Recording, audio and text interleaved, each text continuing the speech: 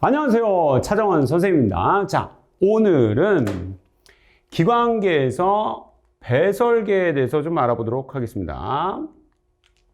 배설. 배출이라는 말이 있고요. 배설이란 말이 있어요. 이 두 말이 좀 달라요. 근데 배출이라는 말이 훨씬 큰 말이에요. 배출이 훨씬 큰 말이고, 배설은 요 안에 들어가는 말이에요. 생명과학은 배설이라는 말과 배출이라는 말을 좀 나눠요. 배출은 어떤 거냐면 나간다. 나가기만 하면 다 배출이에요. 그럼 배설은 안 나가는 거냐? 나가는 거예요. 나가는 건데 배설은 안에 있는 게 바깥으로 나가야 돼요. 안에 있는 게 바깥으로 나가야 돼요. 그럼 배출은 안에 있는 게 바깥으로 나가는 게 아니냐? 아, 맞아요. 안에 있는 게 바깥으로 나가는 건 아닙니다. 제가 소화에서 굉장히 강조드린 거 있죠? 우리가 겉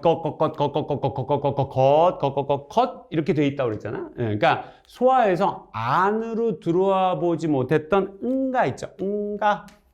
응가는 배설물이 아니에요. 그래서 배설계를 통해서 나가지 않습니다. 이거 어디로 나가? 소화계를 통해서 나가는 거죠. 소화계를 통해서. 응가는 그래서 배출물이라고 그러고 나중에 5단원 가서 더 한번 강조하도록 하겠습니다. 응가는 배설물이 아니다. 우리 국어에서는 배설물 그러면 똥, 오줌을 같이 얘기하는 겁니다만 우리 생명과학에서는 똥과 오줌을 나눠요. 그래서 응가는 배출물이야. 배출물. 그리고 배설물은 안에 있는 게 바깥으로 나가야 되는 건데 대개는 피를 걸러서 나가는 오줌하고 땀이에요. 오줌하고 땀으로, 오줌하고 땀이 되겠는데, 우리, 오줌에 대해서 우리 본격적으로 이렇게 돼 있고, 땀이 배설이긴 해요. 배설이긴 한데, 땀에 대해서는 깊이 얘기하지 않으니까, 땀이라는 게 있긴 한데, 오줌에 대해서 좀 잘 알면 되겠습니다. 이게 배설과 배출이란 말이에요. 아유, 지우개가 없네. 잠깐만. 지우개를 준비 안 했어. 자, 그래서, 자. 다음 보겠습니다. 그럼 어떤 게 안으로 들어와서 바깥으로 나가는 거냐? 결국 우리는 탄단지를 먹는 거죠. 우리 요거 탄수화물. 그리고 단백질. 그리고 뭐 지방 이런 것들을 먹을 거예요. 지방 이런 것들을 먹을 건데 탄수화물은 CHO로 되어 있죠. 지방은 CHO로 되어 있죠. 단백질은 CHON으로 되어 있죠. 그래서 결국은 이걸 왜 먹은 거예요? 탄단지 왜 먹었어? 그렇지. ATP를 만들어내려고 어디를 통해서? 세포호흡을 통해서 에너지를 만들어내려고 한 거죠. 그래서 세포호흡에 탄수화물, 포도당만 쓰이는 거 아니에요. 포도당만 쓰이는 거 아니고 단백질하고 지방도 다 에너지원으로 쓰이는 거죠. 근데 우리가 주로 포도당을 기준으로 얘기를 한 거죠. 세포호흡을 통해서 그럼 어떻게 되느냐? 이게 CHO 이렇게 될 거예요. 그래서 물과 이산화탄소로 나눠지겠죠. 이산화탄소는 어떻게 나가? 우리 폐에서 날숨으로 나가겠죠. 후 할 때 나갈 거예요. 그러면 물은 어떻게 나가냐? 우리가 먼저 폐에서 호흡계를 통해서 후 할 때 하면 수증기 나가요. 수증기 나가고 그 다음에 땀으로도 나가죠.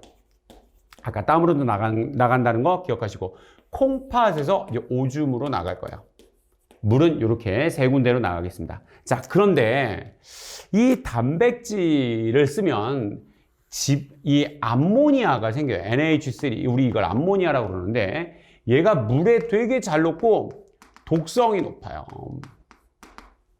그래서 암모니아를 배설계로 몰아넣으면 배설계가 죽어버려요. 너무 독성이 강하니까. 그래서 어류 같은 경우에는 이 독성을 약하게 하기 위해서 암모니아를 굉장히 희석시켜서 보내요. 그러니까 요만큼의 암모니아를 버리려고 이만큼의 물을 갖다 같이 이렇게 버리게 되는데 우리 이제 육상 생물들은 좀 다르죠. 파충류하고 조류는 요산이라는 걸 만들어요. 그리고 우리 포유류는 간에서 요소라는 걸 만들죠. 요거 좀 잘 기억하세요. 간에서 요소를 만들어요. 그래서 간으로 들어가는 혈관에는 뭐가 많겠어? 간으로 들어가는 혈관에는 암모니아가 많겠죠?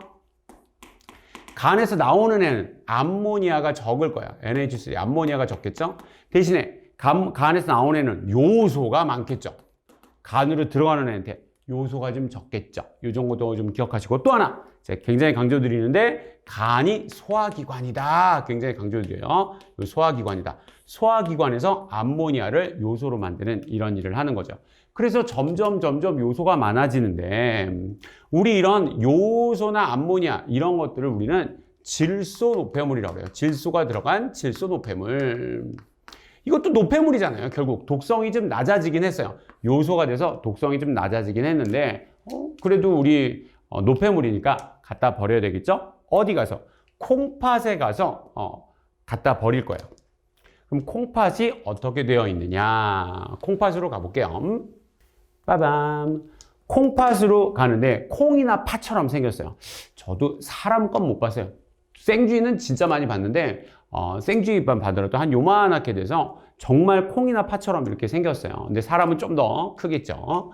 두 개가 있어요. 두 개가 여기 밑에 두 개가 있는데 두 개 똑같은데 콩팥으로 들어가는 혈관은 뭐라고 그래? 콩팥 동맥이라고 그래요. 콩팥에서 나오는 혈관을 뭐라고 그러겠어? 그렇죠. 콩팥에서 나오는 혈관 콩팥 정맥이라고 합니다. 자, 그럼 여기서 한번 생각해 봐. 콩팥 동맥의 요소가 많을까요? 콩팥 정맥의 요소가 많을까요? 그렇지. 콩팥 동맥의 요소가 많고 콩팥 정맥의 요소가 적어요. 왜? 여기 콩팥에 뭐 버리러 간 거예요? 요소를 버리러 갔잖아요. 그러니까 콩팥 동맥의 요소가 많고 콩팥 정맥에는 요소가 적어져서 나와야 되겠죠. 그래야지 콩팥에 간 이유가 있지. 요소를 버리러 갔으니까요. 요거 좀 기억하시고. 그러면 이 콩팥에서 오줌을 한 방울 한 방울씩 계속 만들어내요. 그럼 그게 콩팥 깔때기라는 요렇게 되어 있는 데로 모여요. 콩팥 깔때기로 모여서 오줌관이라는 데를 또 이렇게 통해서 갑니다. 그리고 방광에서 이렇게 모였다가 요도 이렇게 오줌길을 따라서 이렇게 나가게 되겠어요. 우리가 이렇게 되어 있어요. 콩팥 안에 오줌을 만드는 가장 작은 기관이 있어요. 오줌을 만드는 가장 작은 기관, 우리 거는 네프론이라고 그래요. 우리가 콩팥을 헬라어로 네프로스라고 하고 여기서 가장 작은 단위 온이라는 걸 붙여요. 그래서 네프론 이렇게 얘기하는데 사구체, 보먼주머니, 세뇨관 이걸 합쳐서 우리 네프론이라고 해요. 우리 요거에 대해서 조금 더 모식적으로 좀 보도록 할게요. 실제 그림이 조금 이렇게 복잡해 보이니까 조금 모식적으로 한번 보도록 할게요. 콩팥 하나만 그릴게요. 이게 콩팥이에요. 콩팥에 들어가는 혈관 뭐라고? 그렇죠. 콩팥 동맥이다. 나오는 거 뭐라고? 콩팥 정맥이다. 콩팥 동맥의 요소가 많다? 콩팥 정맥의 요소가 많다? 콩팥 동맥에 많다. 콩팥에서 버리면 콩팥 정맥에서 요소가 작아진다. 뭐 이런 기억하시고. 콩팥을 잘라보면 바깥쪽하고 안쪽이 색깔도 좀 다르고 모양이 굉장히 달라요. 그래서 콩팥 바깥쪽을 콩팥 겉질이라고 하고 안쪽을 콩팥 속질이라고 해요. 여기서 오줌을 만들어서 오줌을 받아주는 이렇게 깔때기 모양으로 생긴 거 뭐라고요? 요거를 콩팥 깔때기라고 한다고 했어요. 그럼 여기서 오줌을 받아주는 관 오줌관이라고 하고 오줌관에 있던 것들이 방광에 모였다가 방광, 오줌길로 나가게 된다. 요도로 나가게 된다. 이렇게 말씀을 드렸어요. 요도가 세포 조직 기관 중에 기관이에요. 방광도 기관이고 오줌관도 기관이고 콩팥도 기관이에요. 그래서 이런 기관들이 배설에 관계된 거죠. 그래서 우리 이걸 뭐라고 그래? 배설기관계, 줄여서 배설계 이렇게 얘기를 하죠. 여기 콩팥에서 오줌을 만드는 가장 작은 단위, 이걸 뭐라고 그런다고 그랬어요? 네프론이라고 한다고 그랬죠. 네프론의 구조를 좀 더 자세하게 보면 모식적으로 보는 거예요. 콩팥 동맥에서 피가 들어가서 막 이렇게 나눠지겠죠. 콩팥 안에서 나눠지면 좀 작은 혈관이 있을 거예요. 이걸 수입세동맥이라고 하는데 여기서 이렇게 돼서 이렇게 수출세동맥으로 이렇게 나가게 돼요. 요거를 모세혈관으로 이렇게 공과 같은 물체가 이렇게 돼 있는데 요걸 마치 실로 만들어져 있는 공과 같다. 실, 사, 공, 구, 사구체라고 해요. 그리고 여기서 사구체에서 여기 받아주는 이렇게 주머니가 있는데 이걸 누가 발견했게? 보먼이 발견했어요. 그래서 이거를 보먼 주머니라고 합니다. 보먼 주머니라고 하고 여기서 얘가 이렇게 돼서 이렇게 나갈 거야. 이렇게 해서 이렇게 나갈 겁니다. 여기를 집합관이라고 하고 이 집합관에 세뇨관이 좀 더 몇 개 더 붙어 있고요. 여기에 세뇨관이라고 해요. 세뇨관. 간은 오중관이라는 거죠. 간을 세자를 써서. 그래서 여기 네프론은 사구체, 보먼주머니, 세뇨관. 요거 네프론들이 여러 개가 이제 있겠죠. 지금 이 순간에도 콩팥에서 오줌을 한 방울 한 방울씩 만들어 줄 거예요. 그럼 그런 것들이 집합관으로 모이고 이런 집합관이 여러 개가 있어요. 이 집합관에서 모인 것들이 콩팥 깔때기를 통해서 오줌관을 통해서 이제 방광에 점점 모였다가 오줌말이 이렇게 나가게 되겠죠. 이렇게 돼 있어요. 오줌을 만드는 과정에 대해서 이제 좀 한번 보도록 할게요. 이번에는 오줌의 형성 과정에 대해서 좀 볼 거예요. 오줌이 어떻게 만들어지는가. 첫 번째, 여과예요. 여과. 오줌을 만드는 첫 번째 과정은 여과입니다. 여과기를 뭐라고 그러게? 여과해주는 기계. 여과기를 영어로 필터라고 하죠. 어렵지 않아요. 필터라는 것은 어떤 것이 통과된다는 거야. 그렇지. 작은 것이 통과된다는 거야. 그러면 뭐는 통과를 못해? 그렇지. 큰 거는 통과를 못하겠죠. 뭐 어디서부터 큰 거냐? 단백질부터 큰 거야. 단백질부터 큰 거니까 단백질보다 큰 단백질도 통과를 못해. 그 단백질도 통과를 못하는데 단백질보다 큰 세포가 우와 오줌을 싸는데 적혈구가 큰일 나겠죠. 빨리 병원에 가보셔야 되고 아마 정상적인 오줌을 그때부터 못 넣었을 거야. 예. 오줌에 피가 나간다. 큰일입니다. 빨리 병원에 가봐야 돼. 단백질이부터 큰 거는 못 나가요. 그럼 어떤 것이 작은 거냐? 무기염류,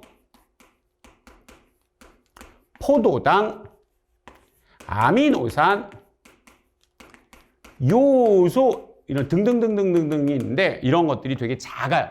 작은 것들은 여기서 이렇게 여과가 돼요. 여기서 이렇게 여과가 됩니다. 여과가 돼서 여기 세뇨관 안에 여기에 원뇨라고 와요. 원뇨. 요는 오줌이죠. 오줌의 근원이 된다. 오줌의 원자재다. 원뇨라고 합니다. 이렇게 해서 오게 되는데 이거를 여과를 하는 것 중에 가장 중요한 방법은 뭐냐면 여과라는 건 이렇게 작은 걸 통과시키는 거잖아요. 통과시키려면 힘이 필요합니다. 여러분 채를 쳐서라도 뭔가를 통과시키려면 중력이라는 힘이 필요해요. 여기도 어떻게 하냐면 수입 세동맥과 수출 세동맥의 사구체를 중심으로 한 여기에 혈압 차이를 써요. 혈압 차이를 쓴다는 거가 이제 중요한 얘기가 아니라 혈압 차이를 쓰기 때문에 여과에는 ATP 소모가 없어요. 우리가 배출하는데 에너지 소모를 안 하려고 노력을 해야 되겠죠? 그래서 ATP 소모가 없다는 거. 여과에는 ATP 소모가 없어요.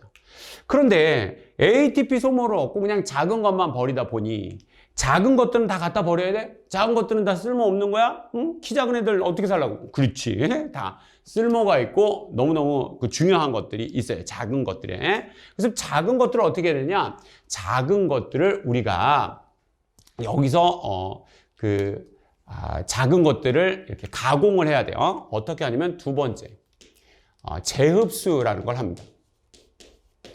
그럼 재흡수가 이름이 왜 재흡수냔 말이야. 요거 이름 잠깐 보시면 여기 오줌이 이렇게 나가겠죠. 오줌이 이렇게 나갈 거야. 우리 어디로 쏴? 그치? 겉에다 쏘겠지. 바깥에다 쏘는 거예요. 그럼 여기가 몸 안이야, 겉이야? 겉이 되겠죠. 여기 몸 겉이고요. 그럼 여기가 어디게?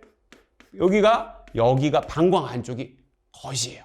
여기가 겉입니다. 소화해서 내가 겉과 안을 체외냐, 체내냐를 굉장히 제가 강조드렸죠. 여기가 겉이에요. 여기가 아닙니다. 여기가 안쪽이고. 그러니까 마치가 아니라 바깥을 끌어당긴 거예요. 바깥을 끌어당겨서 여기다 버리면 이미 버린 거죠. 마치 뭐랑 비슷하냐면 여러분 옛날에 화장실은 건물 바깥에 있었어요. 그렇죠. 근데 요즘 화장실은 어디 있어? 건물 안에. 방 안에다가 오줌 싸고 똥 싸는데 어떻게 돼? 그게 바깥으로 나가지. 어떻게? 바깥에 관을 끌어당겼죠. 안으로 끌어당겨서 거기다 버리면 자연스럽게 바깥으로 나갈 수밖에 없게 되잖아요. 오호. 그렇게 돼서 바깥으로 나가게 되는 거죠. 우리도 마찬가지로 안을 끌어당겨서요. 바깥을 끌어당겨서 안으로 끌어당겨서 여기 있으면 입이 몸 바깥에 있는 거예요. 나중에 호르몬에 가서 학생들이 이런 거 많이 물어봐요. 선생님, 오줌 생성량만 왜 얘기합니까? 오줌을 싼 겁니까? 안 싼 겁니까? 라고 물어보는데 오줌을 쌌는지 안 쌌는지는 그렇게 중요하지 않습니다. 여러분, 여기 있으면 이미 몸 밖에 있는 거야. 우리 몸 밖에 있는 거야. 오줌을 생성했으면 몸 바깥에 있는 겁니다. 그 다음 여기 봐봐. 여기가 오줌관 안쪽이, 이게 몸 안쪽이야, 바깥쪽이야? 바깥쪽이죠. 바깥을 계속 끌어당기고 있는 거야. 자, 그럼 여기 집합관, 여기가 안쪽이야, 바깥쪽이야? 그렇죠. 여기가 바깥쪽이야. 그럼 여기 세뇨관 안쪽은 여기가 안쪽이야, 바깥쪽이야? 그렇죠. 여기까지가 바깥쪽이야. 바깥쪽을 이렇게 끌어당겼어. 그래서 여과를 했다는 것 자체가 이미 몸 바깥으로 나간 거예요. 그래서 이미 오줌이 됐죠. 원뇨, 오줌이 된 거예요. 몸 바깥으로 이미 나갔어.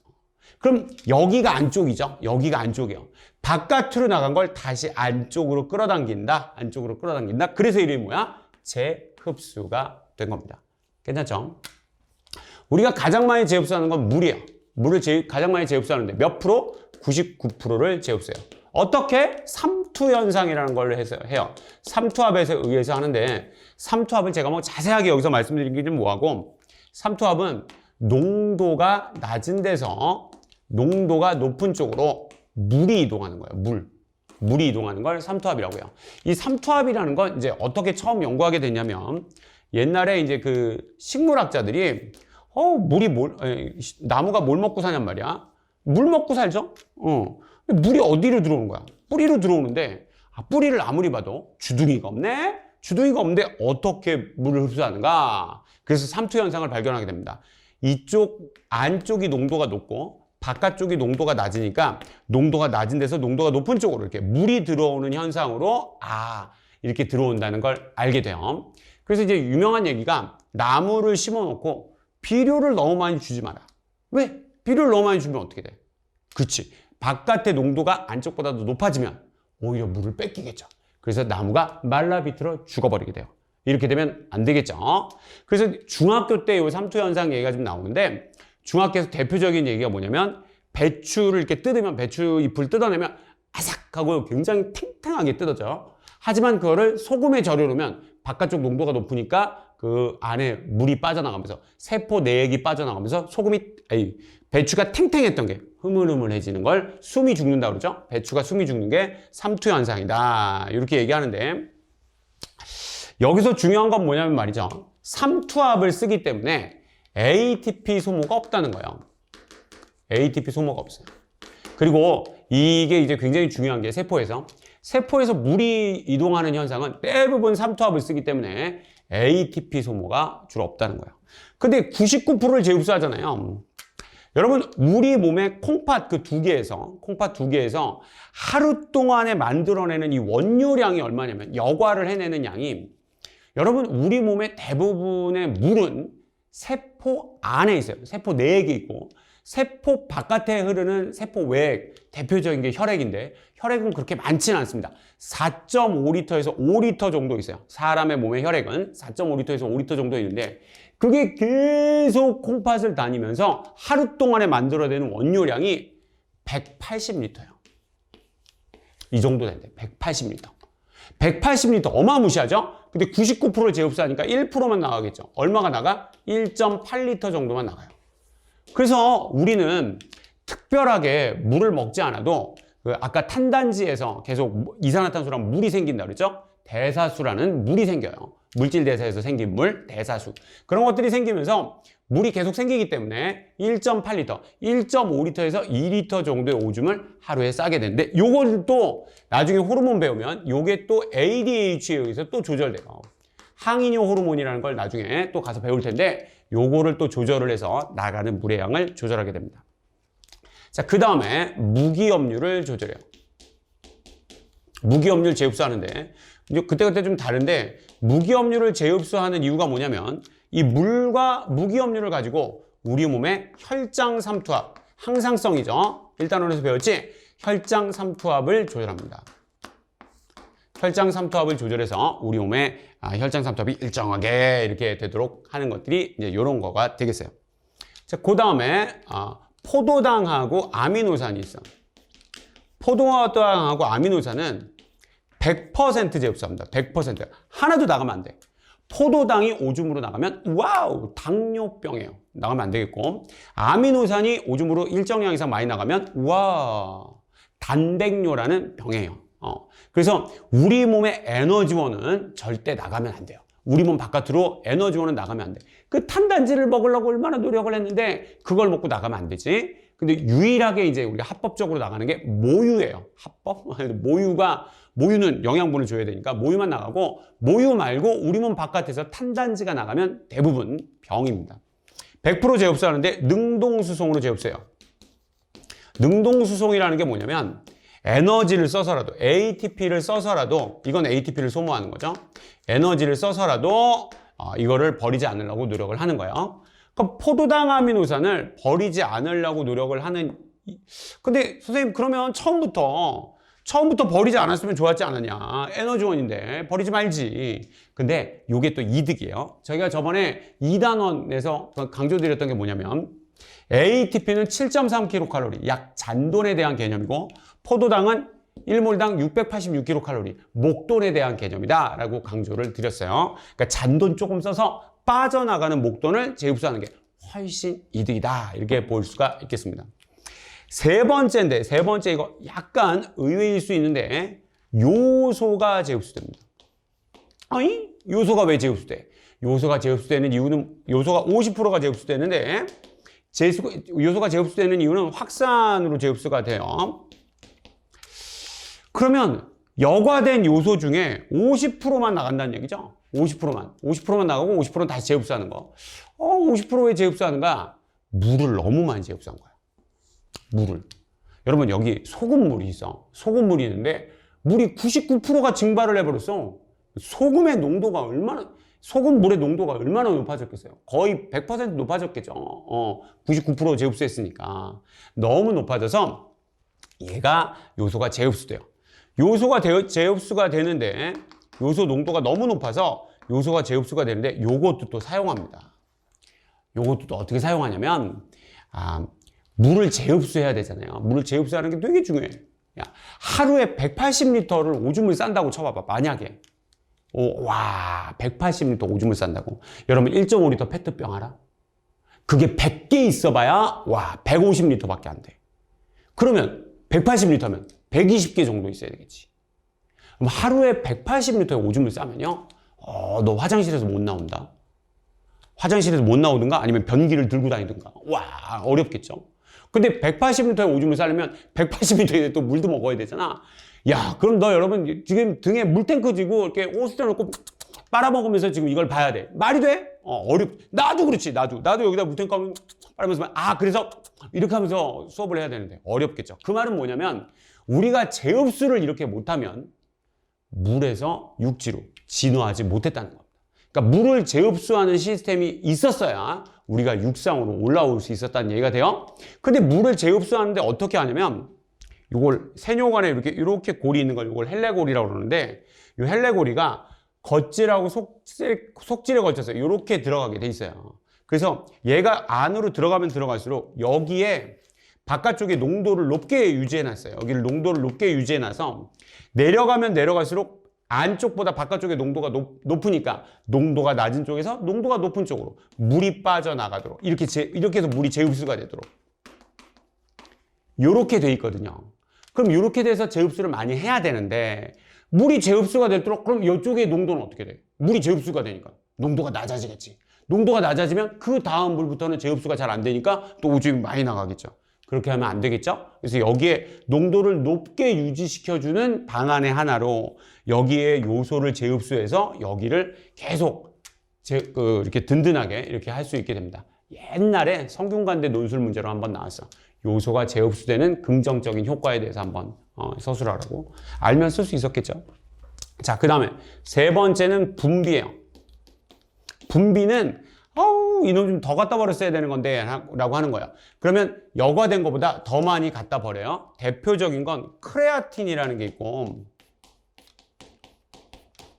암모니아라는 게 있는데, 이 크레아틴이라는 건 뭐냐면, 우리가 근육에서 저장된 ATP 말고도 또 다른 걸 쓰려고 크레아틴 인산이라는 걸 써요. 그래서 여기서 이렇게 그런 것들을 쓰게 되는데, 요 크레아틴이 어느 정도 쓰고 나면은 이게 혈액으로 방류하는데 얘가 혈액에 있으면 오작동을 하면서 문제가 있어요. 그래서 꼭 에너지를 써서라도 능동수송으로 이제 갖다 버리게 됩니다. 암모니아는 당연히 갖다 버려야 되겠죠? 요거는 능동수송으로 갖다 버려요. 에너지를 써서라도. 그래서 분비에도 ATP를 소모한다. 이렇게 아시면 되겠습니다. 그래서 이렇게 해서 갖다가 하게 돼요. 이게 오줌의 형성 과정이에요. 즉 오줌은 여과를 하고 여과에서 나갔던 것들 중에 필요한 거 재흡수하고 그리고 또 나가야 될 것 분비해서 오줌을 만들게 된다. 이게 오줌의 형성 과정이 되겠습니다. 오줌의 형성에 대해서 이렇게 알아봤어요. 배설이 의외로 내용이 많아요. 자, 그 다음인데, 그 다음에는 콩팥에서 물질 이동 비교야. 자, A라는 물질 봐봐. A라는 물질. 여기서 여과를 했죠. 여기 여과야, 여과. 여과를 했죠. 여과를 하고, 와, 여과된 거 그대로 나갔지. 그러니까 여과되고 재흡수도 안 하고, 분비도 안 하고, 오직 여과만 해서 나가는 거. 요런 게 이눌린이라는 거 있어. 이거 너무 어렵나? 이눌린이라는 게 있어요.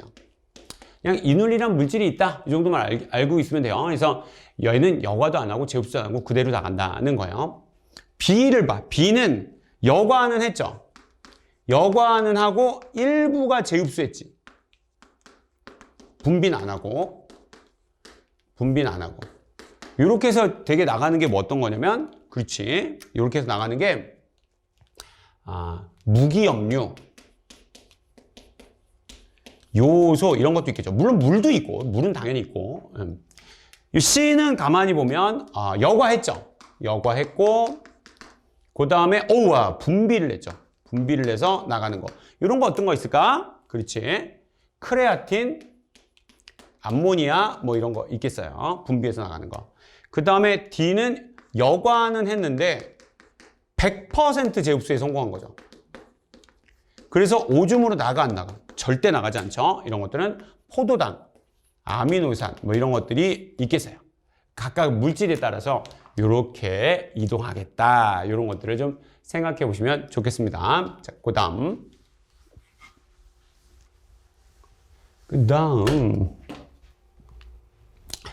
콩팥 여러 부위에서 채취한 물질의 성분 비교를 하는데 이 표가 의외로 시험에 좀 나올 수가 있어서 제가 좀 말씀드리는데 먼저 요거를 잠깐 볼게요. 단위를 좀 봐봐. 그램 퍼 100ml라는 단위가 뭐냐면 이게 농도에 따른 단위예요. 농도에 따른 단위인데 여러분이 이 농도랑 양을 조금 이해를 못 하더라고. 봐. 요거 아까 수입 세동맥에서 사구체에서 수출 세동맥으로 이렇게 나가면서 여기 보먼 주머니로 이렇게 있다고 잠깐 아까 말씀드렸어요. 요거 약간 주목해 볼게요. A라는 물질이 있다고 쳐봐. 여기에 A라는 물질이 있는데 혈장에 100이라는 양이 왔어요. 근데 A가 녹아있는데 녹아있는 걸 모아보면 10개 정도 녹아있어. 그럼 A는 여기 몇 프로 있는 거야? 그치. 10% 있는 거지. 10% 있어요. 근데 여기 여과된 양이 얼마냐면 여기 여과된 양이 30 정도 있다고 쳐봐. 그러면 여기 남는 게 얼마야? 70 남아있겠지. A가. 근데 여과된 애가 3개 나갔어요. 그럼 여기 A 몇 프로 있어? 10% 있죠? 그럼 여기 몇 개 남았어? 10개에서 3개 빠졌으니까 7개 남았지? 여기 A 몇 프로 있어? 10% 있는 거야. 그러니까 애들이 이게 농도라서 이해를 못 하는데 여러분 농도는 양을 얘기하지 않아요. 나는 한 달에 50%씩 저금을 해요. 너는 한 달에 10%씩 저금을 해. 누가 더 저금을 많이 했어요? 모르지. 만약에 예를 들면 저는 한 달에 100만 원 벌어. 와, 큰일인데? 100만 원 벌어서 50만 원 저금해. 그럼 너는 한 달에 1000만 원 벌어. 10%면 100만 원이잖아. 넌 100만 원 저금해. 누가 더 많이 저금하는 거야? 네가 더 많이 저금하는 거잖아요. 그렇지 않나? 그러니까 농도는 양을 얘기하지 않아요. 농도는 양을 얘기하지 않아. 그런데 여과되는 애는 여기가 여과가 되기 전이나 된 후나 다 농도가 같아요. 이거 좀 기억하라고 한 말이야. 여과가 되는 애는 농도가 다 같다. 그럼 다시 예를 들어볼게요. 물은 뭐 너무 많으니까 빼고 여기 0.9 P에 사구체에 0.9 있었어. 농도가. 그런데 원료에 0.9 있어. 왜 똑같아? 여과가 되는 애니까 농도가 똑같아요. 여과가 되는 애니까 농도가 똑같아. 그러면 포도당 아미노산도 여기 똑같은 농도가 있어. 왜? 여과가 되니까. 그런데 단백질은 여기 8.0인데 여기 없잖아. 왜 없어? 여과가 안 되니까. 왜 여과가 안 돼? 커서 여과 안 된다. 그리고 요소도 0.03, 0.03. 왜 똑같아? 여과가 되니까. 여과되는 애들은 농도가 여기가 다 똑같다. 기억하시고요. 여과되는 데는 ATP 소모가 없다. 자, 그 다음에 여기 오줌으로 나가는데 여기서 똑같이 나가는 경우가 많아요. 왜? 물이 재흡수될 때 99% 재흡수될 때 무기염료도 99% 되게 재흡수가 돼서 혈장 삼투압을 맞추는데 또 혈장 삼투압을 맞추려고 또 조금씩 얘네들이 왔다 갔다 하게 돼요. 호르몬의 영향으로. 포도당 아미노산은 오줌으로 나갔어, 안 나갔어? 왜 안 나갔어요? 그렇지. 100% 재흡수에 성공했죠. 능동수송으로 재흡수를 했기 때문에 오줌에 안 나가는 겁니다. 정상인의 경우. 그 다음에 단백질은 여과도 안 됐으니까 당연히 오줌으로 나갈 일도 없어요. 자, 근데 여기 봐봐. 요소가 1.8이 됐으면 60배 농축된 거예요. 60배. 왜 60배나 농축됐어? 그렇지. 왜 60배나 농축됐어? 물이 너무 많이 재흡수한 거죠. 이걸 보고 물이 재흡수하는구나 라는 걸 알 수 있겠어요. 요거 없어도 요거 보고 물이 엄청나게 재흡수를 하는구나 라는 걸 알 수 있다는 그런 표예요. 요거 좀 잘 보시면 좋겠습니다. 자, 그 다음에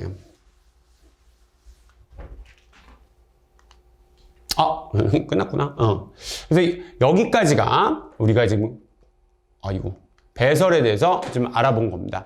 배설 내용 좀 많았는데 차근차근 한번 보시고 여기 좀 어렵게 나올 수도 있어요. 하지만 이렇게 보시고 문제집 많이 잘 풀어보시고 질문 있는 거 많이 질문해 주시면 좋겠습니다. 여러분 수고했습니다.